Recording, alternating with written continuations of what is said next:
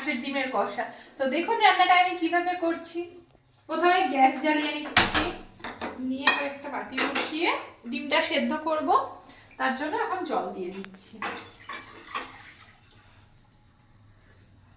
Stop কর।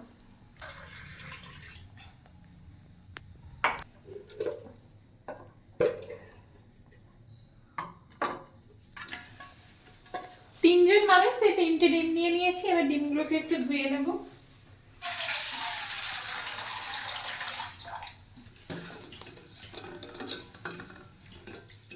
হাঁসের ডিমে তো গায়ে তো অনেক নোংরা লেগে থাকে না, তাই এগুলোকে একটু ভালো করে ধুয়ে নিই। বাই চান্স যদি সেদ্ধ করার সময় ফেটে টেটে যায় তো সেগুলোকে ধুয়ে নিয়েছি। আমি মশলাটা করে নেব। এখানে নিয়েছি পেঁয়াজ, আদা, রসুন, শুকনো লঙ্কা আর টমেটো। এটাকে এবার পেস্ট করে নেব। ডিম সেদ্ধ হচ্ছে আর এপাশে আমি তরকারির জন্য জলটা গরম করে নিলাম। জল গরম হয়ে গেছে, নামিয়ে নিই।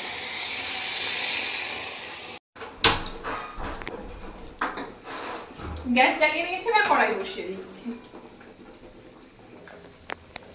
কড়াই গরম হয়ে গেছে, এবার তেল দিয়ে দিচ্ছি।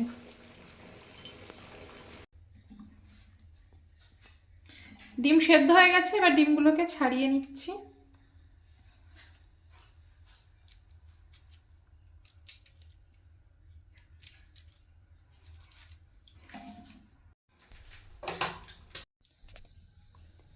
এবার একটু লঙ্কার গুঁড়ো, নুন আর হলুদ মাখিয়ে ডিমগুলোকে ভাজবো। তাই লঙ্কার গুঁড়ো দিলাম, এরপরে হলুদ দিচ্ছি, তারপর লবণ দিলাম।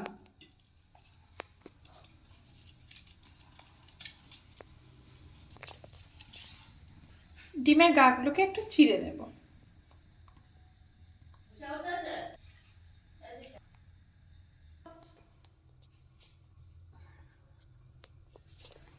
তেল গরম হয়ে গেছে, এবার ডিমগুলোকে ছেড়ে দেব।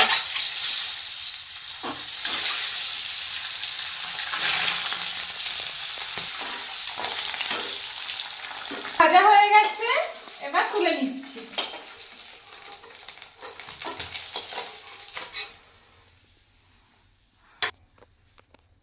এবার আস্ত গরম মশলা ফোড়ন দিচ্ছি।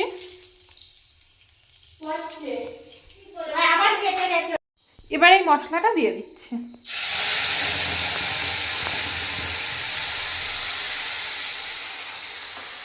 এবারে দেবো একটু লঙ্কার গুঁড়ো, তারপরে দিচ্ছি হলুদ গুঁড়ো, এবারে দিচ্ছি নুন।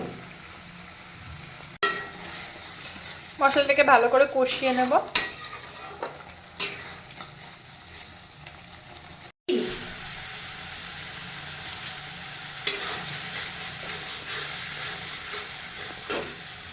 মশলা কষানো হয়ে গেছে, এবার আমি জল দিয়ে দেব। গরম জল করে রেখেছিলাম, ওই জলটাই দিচ্ছি। এবার ডিমটাকে দিয়ে দেব।